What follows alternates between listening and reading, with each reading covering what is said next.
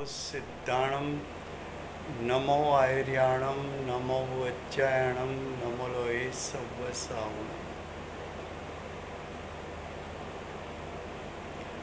मंगलं भगवान वीरो मंगलं गौतमो गणी मंगलं कुंद कुंदार्यो जैन धर्मोस्तु मंगलम। ओंकार बिंदु संयुक्तम नित्यं जायन्ति योगिना कामदं मोक्षदं चैव ओंकाराय नमो नमः। अहोपकार जिनवरनो कुंदनो ध्वनि दिव्यनो जीन कुंद ध्वनि आप्या अहो आ गुरु काहननो तुझ ज्ञान ध्यान नो रंग अमया दर्श रहो ओ शिव पद तक तुझ संग माता हाथ।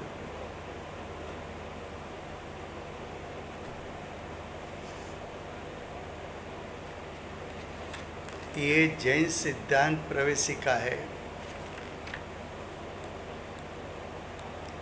पंडित गोपाल दास जी बरैया जी ने उसकी रचना की है।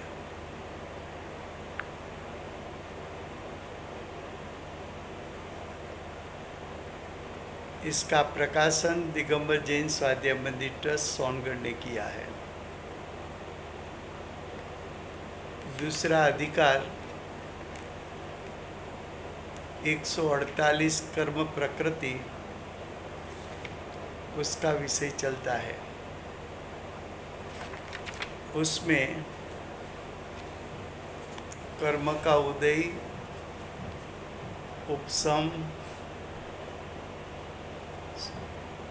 उदय, उदीर्णा, उपसम और उपसम के भेद। उपसम का 2 भेद है, अंतःकरण रूप उपसम, दूसरा सदवस्था रूप उपसम। उसमें से अंतःकरण रूप उपसम उसका अर्थ हो गया है। अब सदवस्था रूप उपसम किसको कहते हैं? तो सदवस्था रूप उपसम का अर्थ है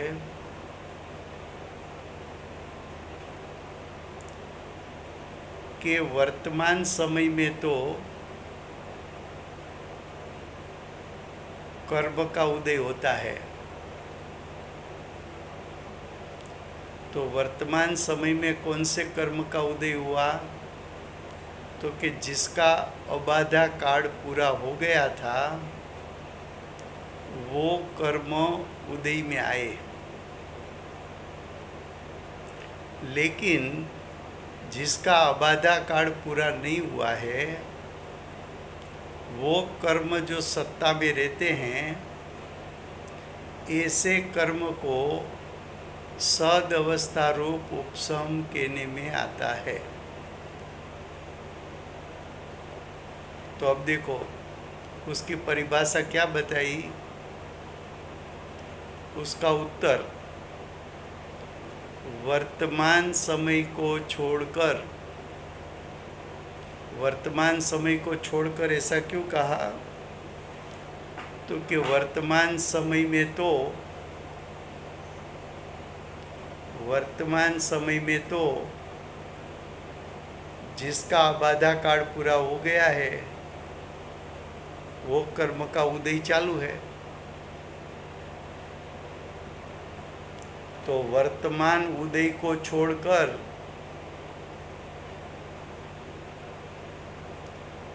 आगामी काल यानी भविष्य में उदय आने वाले कर्म उसका सत्ता में रहना आगामी काल के उदय में आने वाले कर्म सत्ता में क्यों है? तो कि उसका आबादा काल पूरा ही नहीं हुआ, तो उसका उदय कैसे हो सकता है? तो ऐसे कर्म को सदवस्था उपशम कहने में आता है। कल हमने जो विषय लिया था उसमें फिर से गुजराती में लेना ऐसा मीनलबेन ने कहा था। तो जो प्रश्न 263 કે અંતઃકરણ રૂપ ઉપશમ કોને કહે છે? તો ઉપશમના બે પ્રકાર કર્યા છે, એક અંતઃકરણ રૂપ ઉપશમ અને બીજું સદ અવસ્થા રૂપ ઉપશમ. તો કાલ આપણે કહ્યું હતું કે અંતઃકરણ રૂપ ઉપશમ ક્યારે થાય છે? તો કે પાંચમી લબ્ધિમાં જીવ પ્રવેશ કરે એ પ્રવેશના સમયમાં અંતઃકરણ રૂપ ઉપશમ થાય છે. પહેલી લબ્ધિ છે ક્ષયોપશમ લબ્ધિ. ક્ષયોપશમ લબ્ધિમાં તત્વ વિચાર ચાલે છે.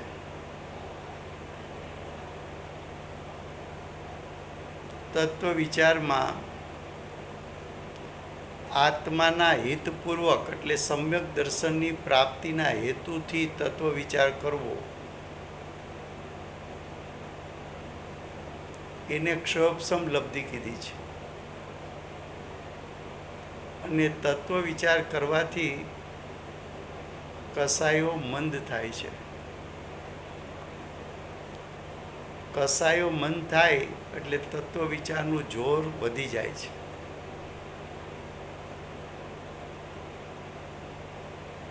તો તત્વ વિચારનું પ્રયોજનભૂત તત્વ વિચારનું જોર વધવું એ ક્ષયોપશમ લબ્ધિ છે. વિશુદ્ધિ લબ્ધિ એટલે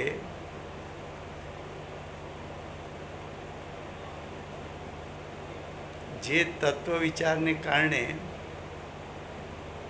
કસાયોની મંદતા થઈ અને એનું નિમિત્ત પામીને સત્તામાં પડેલા કર્મ એના સ્થિતિ અનુભાગ ઘટવા એ વિશુદ્ધિ લબ્ધિરૂપ પરિણામ છે. ત્યાં વિશુદ્ધ શબ્દ પ્રયોગ એટલા માટે કર્યો છે કે તત્વ વિચાર કરવો એ અશુભ ભાવ નથી. તત્વ વિચાર કરે છે એટલે સવિકલ્પ દશા છે, એટલે નિર્વિકલ્પ દશા થઈ નથી, માટે એ પરિણામ શુદ્ધ પણ નથી, અશુભ પણ નથી, શુદ્ધ પણ નથી.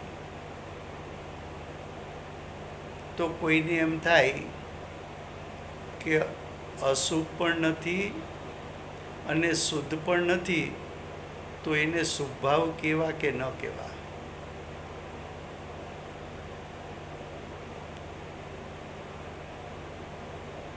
તો કે શુભભાવની બદલે ત્યાં વિશુદ્ધ ભાવ કેમ કયો? તો કે વિશુદ્ધ ભાવ એટલા માટે કીધો કે તત્વ વિચારના કાળે તત્વ વિચારકને ત્યારે શુભભાવનો મહિમા નથી, પણ આત્મ સ્વભાવનું ચિંતનને કારણે આત્મ સ્વભાવનો મહિમા વધતો જાય છે. શુભભાવ સેજે એના પ્રત્યે ઉદાસીનતા આવતી જાય છે.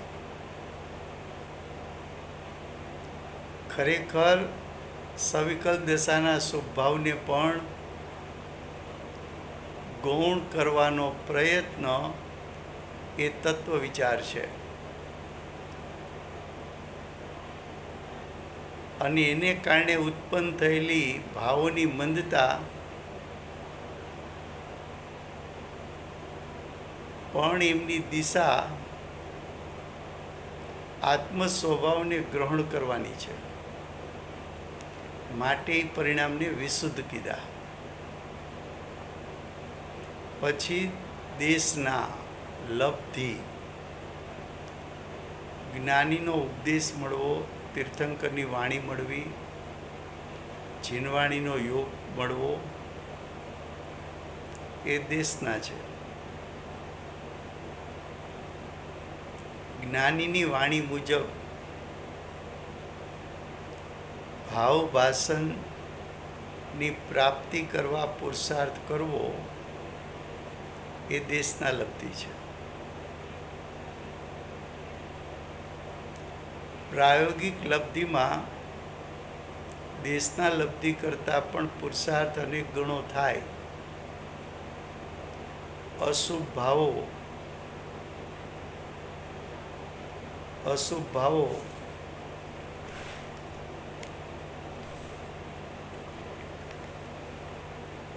ની ક્રિયા ન હોય અને શુભ ભાવ ગૌણ થતા જાય, સ્વભાવની મહિમા વધતી જાય, ત્યારે સત્તામાં પડેલા કર્મ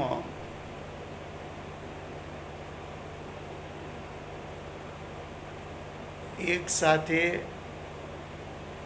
ઢગલો થઈને નિજરા થવા માંડે.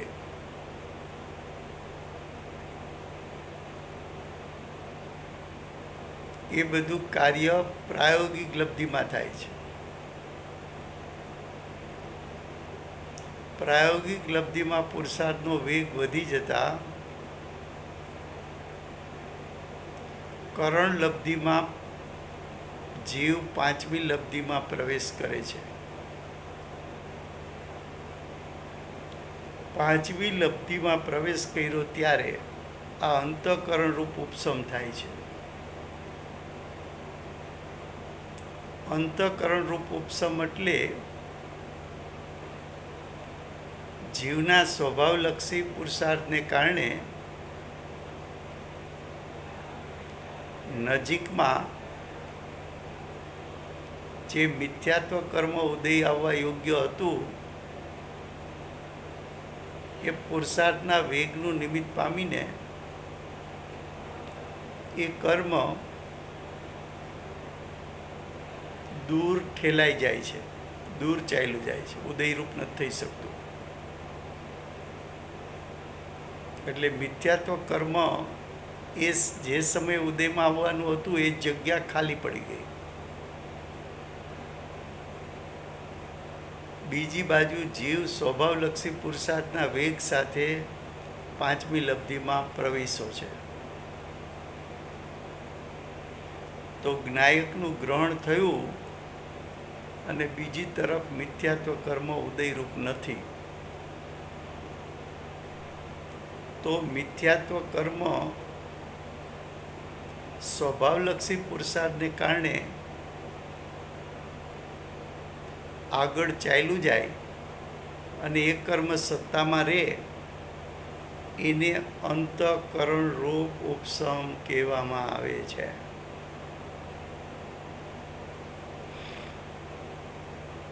હવે ક્વેશ્ચન 265, क्षय किसको कहते हैं? Thank you very much. हाँ जी. अब 265 प्रश्न करना है. उससे पहले हम 266 वाला प्रश्न लेंगे, इसलिए कि 265 में क्षय शब्द है और 266 में क्षयोपशम, उसकी संधि खोल दो तो वहाँ दो शब्द है, क्षय उपशम, ऐसा दो शब्द है।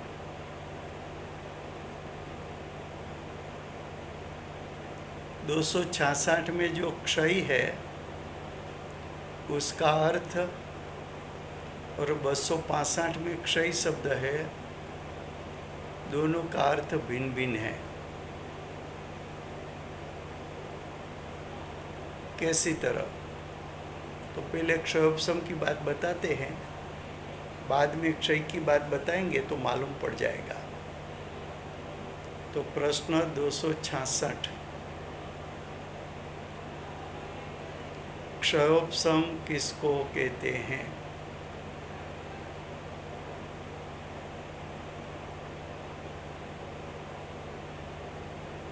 तो उसका उत्तर वर्तमान निषेक। तो निषेक शब्द का अर्थ क्या है? तो कि निषेक का अर्थ है एक समय में कितने कर्म का परमाणु की संख्या उदय में आती है। इतने कर्मों की संख्या का समूह, उसको निषेक कहने में आता है। तो वर्तमान निषेक में, उसका अर्थ क्या हुआ कि वर्तमान एक समय में जितनी संख्या में कर्म के परमाणु उदय में आया,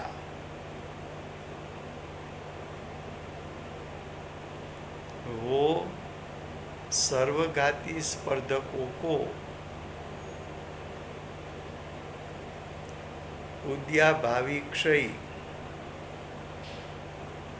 तो अब प्रश्न ये आएगा कि उद्याभावी क्षय किसको कहे?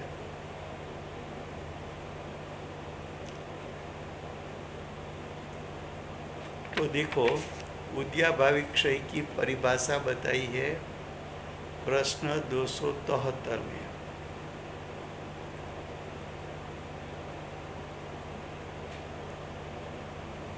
उसका उत्तर फल दिए बिना आत्मा से कर्म का संबंध छूटने को उद्याभावी क्षय कहते हैं। जो कर्म बांधा था,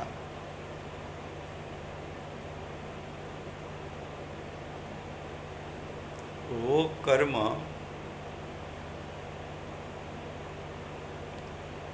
फल दिए बिना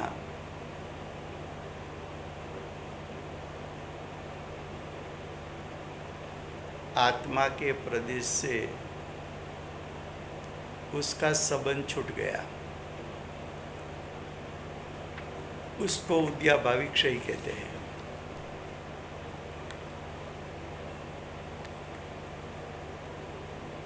तो अब फिर से हम 266 की परिभाषा करते हैं कि वर्तमान एक समय में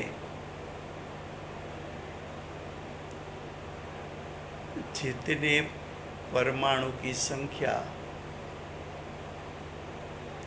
उदय में आई, कौन से कर्म? तो के सर्वघाती स्पर्धकों का उद्याभावी क्षय। उसका अर्थ क्या कि सर्वघाती स्पर्धकों ने फल नहीं दिया। क्यों नहीं दिया? तो कि सर्वघाती कर्म देशघाती में परिवर्तित हो गया।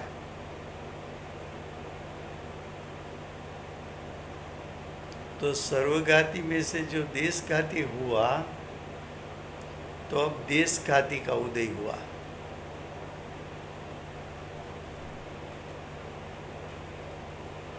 और कुछ देशघाती स्पर्धकों सत्ता में पड़े रहे।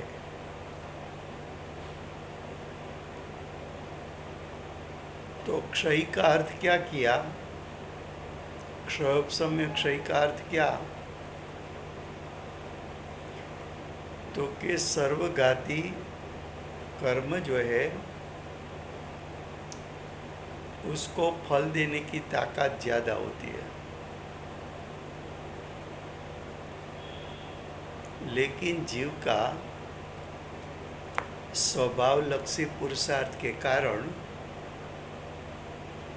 सर्वघाती स्पर्धकों की ताकत यानी स्थिति अनुभाग दोनों कम हो गया। तो स्थिति अनुभाग कम हुआ तो सर्वघाती परिवर्तित होकर देशघाती कर्मों में परिवर्तित हो गए।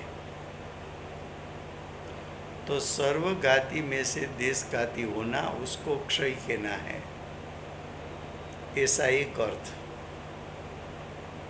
क्षय का दूसरा अर्थ कर्म का स्थिति अनुभाग कम हो जाना। तीसरा अर्थ कर्मों के फल देने की शक्ति कम हो जाना।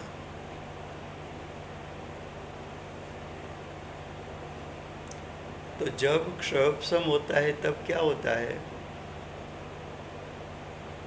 तो कि क्षयोपशम के कारण सर्वघाती देशघाती में परिवर्तित हुआ।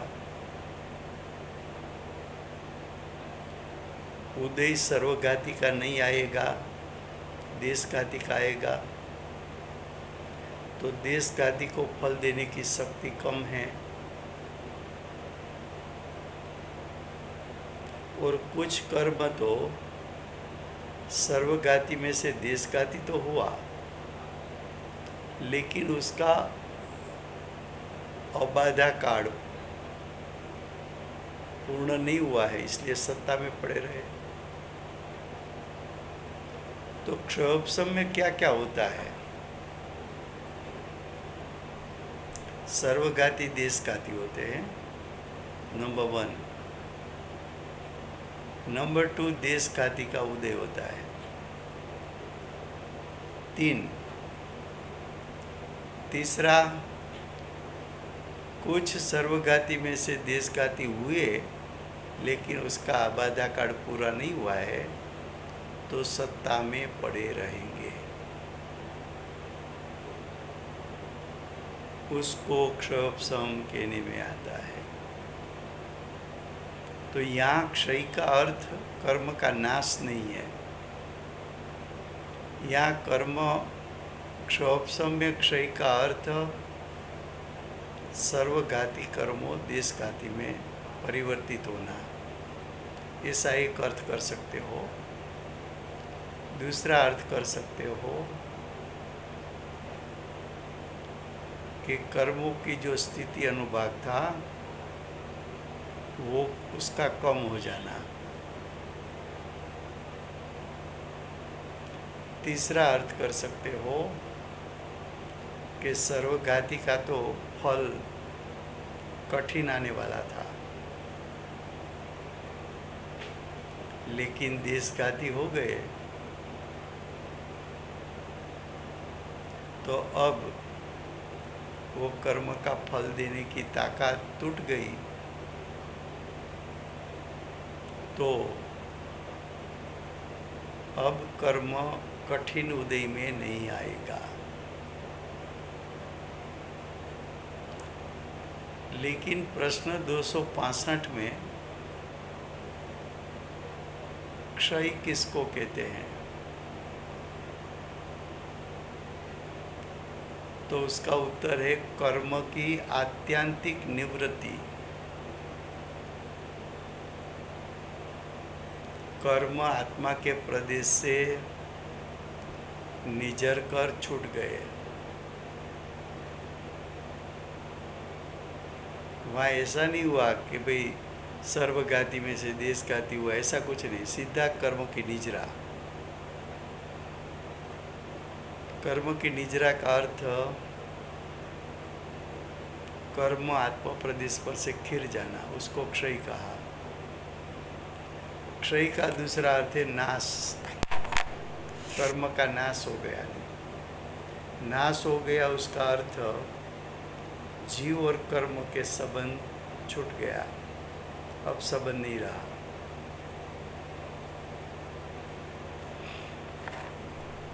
फिर से ये दोनों बात हम गुजराती में लेते हैं।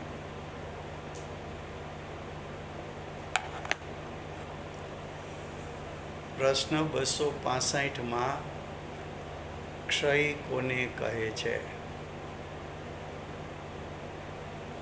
पण 266 में पण क्षयोपशम शब्द है ने क्षयोपशम में बे शब्द है, क्षय और उपशम। तो क्षयोपशम में क्षय नो अर्थ शू करवो अने मात्र क्षय शब्द होय त्यारे अर्थ शू करवो?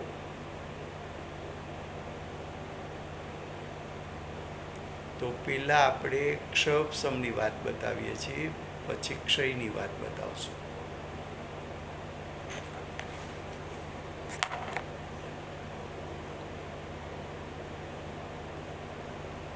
क्षयोपशम,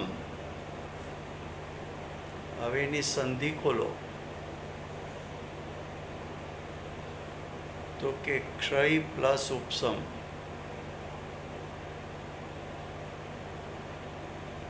क्षय पण कहो अने पाछो उपशम कहो।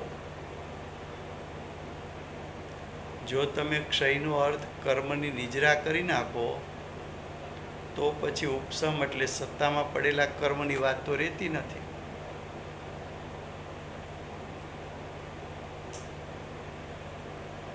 माटे अहींया क्षयनो अर्थ जुदो थवो जोईए।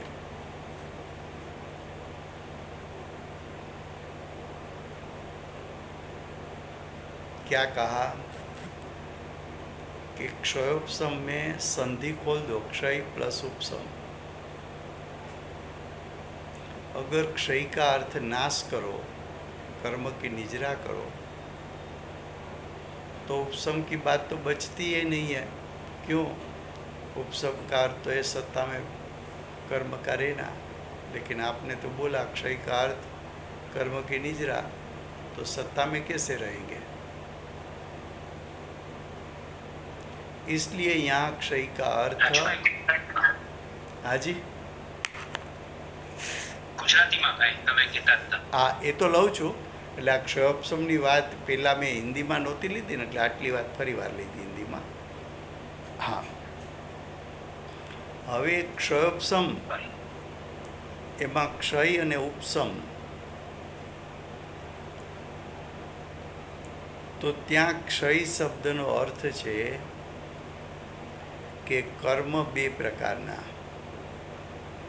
સર્વઘાતી અને દેશઘાતી। સર્વઘાતી એટલે શું અને દેશઘાતી એટલે શું? તો કે સર્વઘાતી કર્મમાં ફળ આપવાની તાકાત વધુ હોય, દેશઘાતીમાં ફળ આપવાની તાકાત ઓછી હોય।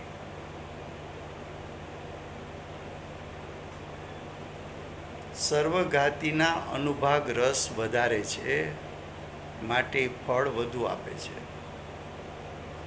દેશઘાતીના અનુભાગ રસ ઓછા છે માટે ફળ ઓછું આપે છે। હવે જે કર્મમાં રસ બંધાય છે એ જીવના કસાયને કારણે બંધાય છે।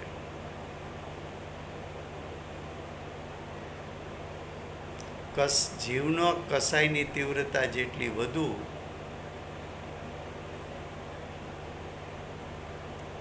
એને કારણે બંધાતા કર્મ એની ફળ આપવાની તાકાત પણ વધારે।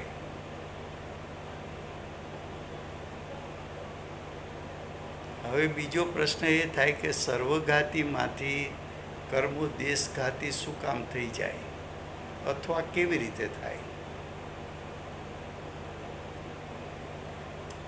તો કે જો કસાઈને કારણે કર્મના અનુભાગ રસ વધુ પડતા હોય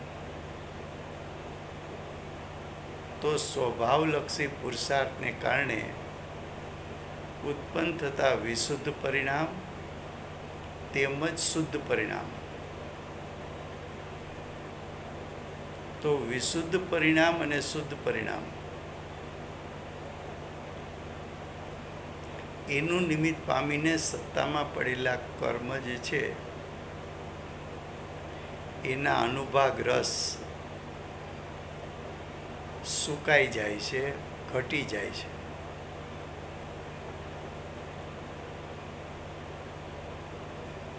કસાઈને કારણે બંધ થતો હોય તો વિતરાગતાને કારણે મુક્તિ થવી જોઈએ. એ જ ન્યાયે કસાઈને કારણે કર્મ બંધાતા હોય તો વિતરાગતાને કારણે કર્મથી છૂટી શકાતું હોવું જોઈએ.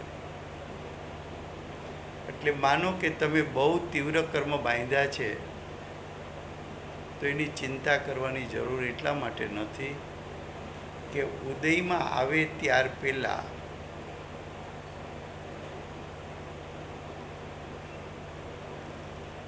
આત્મ સ્વભાવનું ચિંતન મનનને કારણે પરિણામની વિશુદ્ધિ થાય અથવા તમને આત્માની અનુભૂતિ થાય તો શુદ્ધતા થાય. એ બંને પરિણામનું નિમિત્ત પામીને સત્તામાં પડેલા સર્વઘાતી કર્મો એના સ્થિતિ અનુભાગ ઘટી જતા એ દેશઘાતીમાં પરિવર્તિત થઈ જાય છે. હવે આટલી વાત કહ્યા પછી ક્ષોભસમ કોને કહેવાય? તો કે સાદી ભાષામાં કહો તો સર્વઘાતીમાંથી કર્મ દેશઘાતીમાં થાય, ઉદય પણ દેશઘાતીનો આવે અને જે સર્વઘાતીમાંથી દેશઘાતી થયા એમાં જે કર્મનો અબાધા કાળ પૂરો નથી થયો એ સત્તામાં પડ્યા રહે. તો સત્તામાં પડ્યા રહે એને ઉપસમ કીધો ને સર્વઘાતીમાંથી દેશઘાતી થયા એને ક્ષય કીધો. તો ક્ષોભસમમાં કર્મોની તાકાત ફળ આપવાની ઘટે છે, સર્વઘાતીમાંથી દેશઘાતી કર્મો થાય છે, ઉદય પણ દેશઘાતીનો થાય છે અને સર્વઘાતીમાંથી દેશઘાતી થયેલા કર્મો પણ જેનો અબાધા કાળ પૂરો નથી થયો તો સત્તામાં પડ્યા રહે છે એને ઉપસમ કહેવાય. સ્થિતિ અનુભાગનું ઘટવું એને ક્ષય કહેવાય. તો આ રીતે ક્ષોભસમની વ્યાખ્યા છે. હવે પ્રશ્ન 265 ક્ષય કોને કહે છે? કર્મની આત્યંતિક નિવૃત્તિને ક્ષય કહે છે.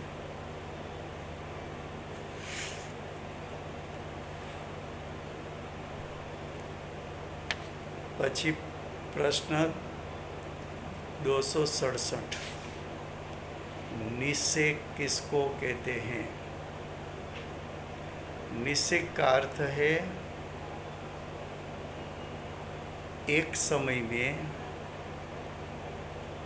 कर्म के परमाणु की संख्या कितनी उदयरूप होती है वो सभी परमाणु के समूह को निषेक कहने में आता है. फिर से गुजराती में निषेक कोने कहे छे? एक समय में કર્મના જેટલા પરમાણુઓની સંખ્યા ઉદયમાં આવે તે સર્વ કર્મ પરમાણુનો સમૂહ તેને નિશ્ચય કહેવામાં આવે છે. સાદી સીધી વાત એટલી જ છે કે એક સમયમાં કેટલાક કર્મના પરમાણુ ઉદયરૂપ થાય છે. એ પરમાણુની ક્વોન્ટિટી, પરમાણુનો જથ્થો, એનો સમૂહને નિશ્ચય કહે છે. સ્પર્ધક કોને કહે છે? વર્ગણાઓના સમૂહને स्पर्धक કહે છે.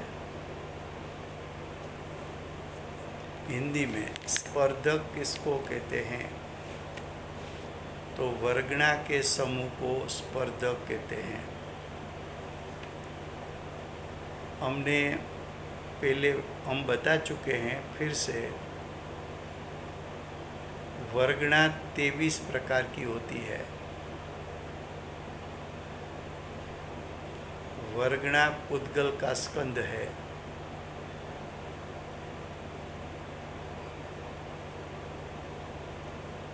फिर से गुजराती में વર્ગણા 23 પ્રકારની છે. વર્ગણા પૂતગલના સ્કંદ છે. અચેતન છે, જડ છે, પૂતગલ છે. પણ વર્ગણા સૂક્ષ્મ હોય છે, અવધિ જ્ઞાનનો વિષય થઈ શકે છે.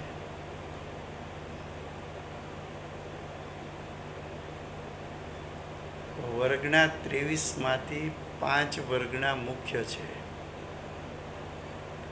આહાર વર્ગણા, એમાંથી 3 પ્રકારના શરીર થાય છે. ઔદારિક શરીર,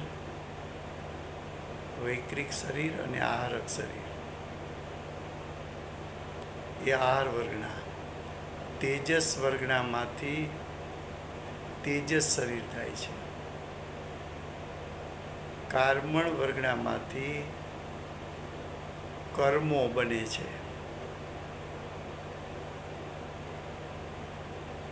મનોવર્ગણામાંથી દ્રવ્ય મનની રચના થાય છે.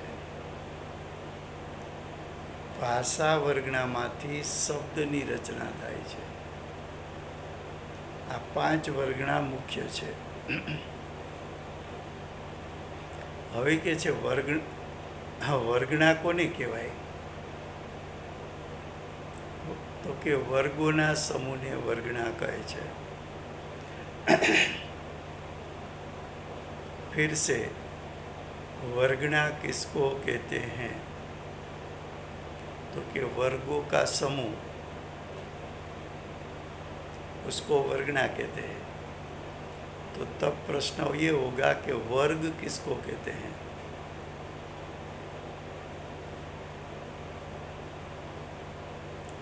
तो कि समान अविभाग प्रतिच्छेदों के धारक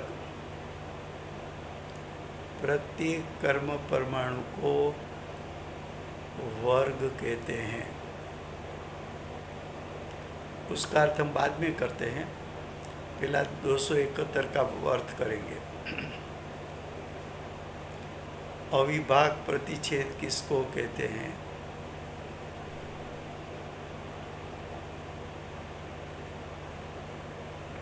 आपने गुरुदेव के प्रवचनों में सुना होगा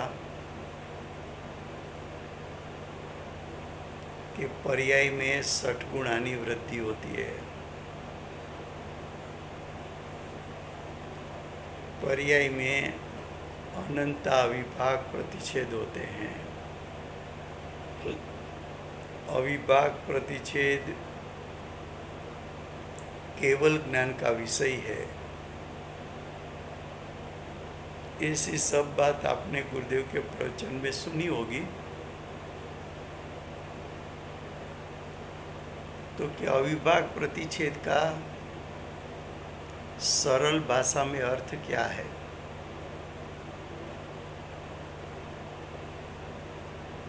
तो कि विविध विविध प्रकार का यूनिट होता है। जैसा कि लौकिक की बात करें तो वेट करना है तो उसका यूनिट है मिलीग्राम, ग्राम, 10 ग्राम, 20 ग्राम, 50 ग्राम। तो सबसे छोटा माप है उसको यूनिट कहने में आता है। समझ लो कि वेट करना है तो आपने मिलीग्राम सबसे छोटा यूनिट लिया।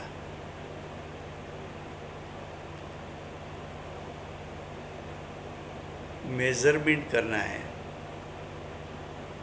तो मिलीमीटर सबसे छोटा यूनिट लिया। वैसी तरह अध्यात्म में 3 प्रकार का यूनिट बताया है।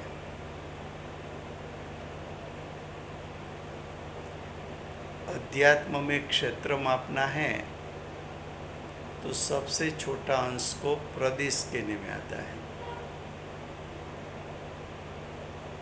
काल का मेजरमेंट करना है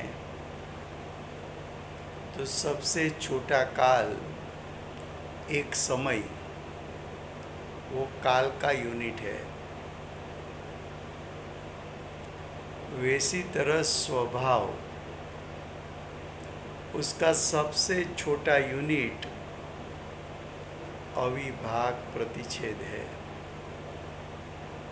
तो अध्यात्म में 3 प्रकार का यूनिट है, प्रदेश, समय, अविभाग प्रतिच्छेद।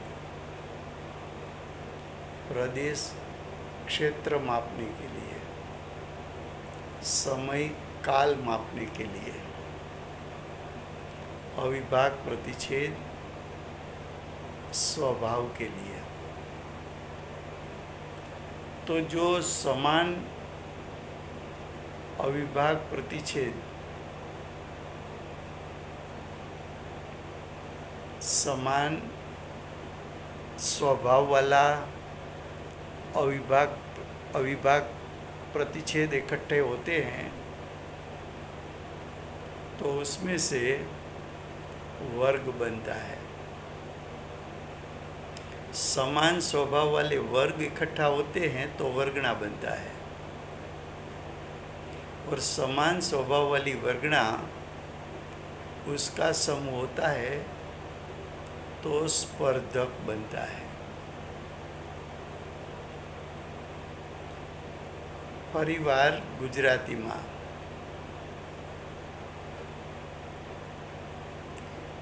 ક્ષેત્રને માપવા માટે અધ્યાત્મમાં નાનામાં નાનો યુનિટ એને પ્રદેશ કહેવાય। કાળને માપવા માટે નાનામાં નાનો યુનિટ એટલે સમય કહેવાય। સ્વભાવને માપવા માટે નાનામાં નાનો યુનિટ તેને અવિભાગ પ્રતિચ્છેદ કહેવાય। સમાન સ્વભાવવાળા અવિભાગ પ્રતિચ્છેદ ભેગા થાય તો વર્ગ બને। સમાન સ્વભાવવાળા વર્ગ ભેગા થાય તો વર્ગણા બને, અને સમાન સ્વભાવવાળી વર્ગણાઓ ભેગી થાય तो स्पर्धक बने। तो समय हुआ है, हम यहाँ तक रखते हैं।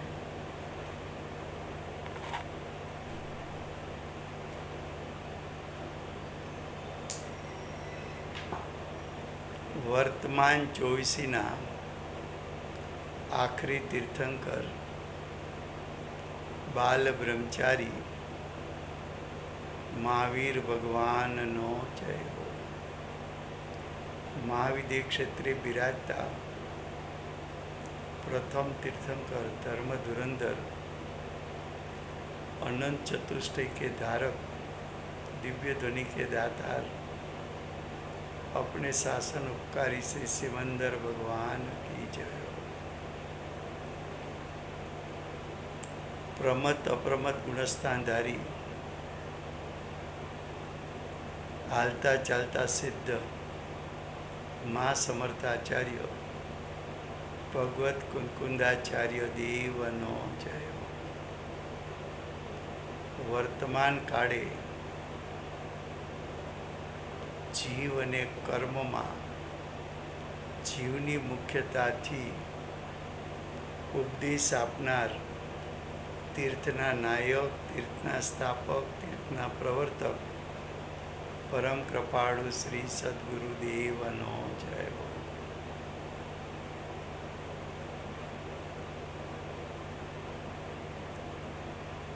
પૂજ્ય ગુરુદેવનો નવભવનો મહિમા બતાવનાર સ્વાનુભવયુક્ત, જાતિસ્મરણ જ્ઞાનયુક્ત, અવધિજ્ઞાનયુક્ત પ્રસમમૂર્તિ ભગવતી માતનો જય હો.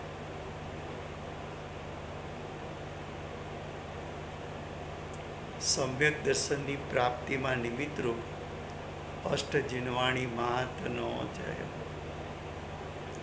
પૂજ્ય ગુરુદેવ માતાજીની સાધના ભૂમિ સુવર્ણપુરી ધામનો જય હો. સુવર્ણપુરી ધામમાં બિરાજતા સર્વે દેવશાસ્ત્ર ગુરુ ભગવંતનો જય હો. વર્તમાન ગુરુ અને ભવિષ્યના તીર્થંકર શ્રી સૂર્યકીર્તિ ભગવાનનો જય હો. શ્રી સૂર્યકીર્તિ ભગવાનના સમોસરના મુખ્ય ગણધર દેવેન્દ્ર કીર્તિનાથ ભગવાનનો જય હો. પરમ દિગંબર જૈન ધર્મનો જય હો.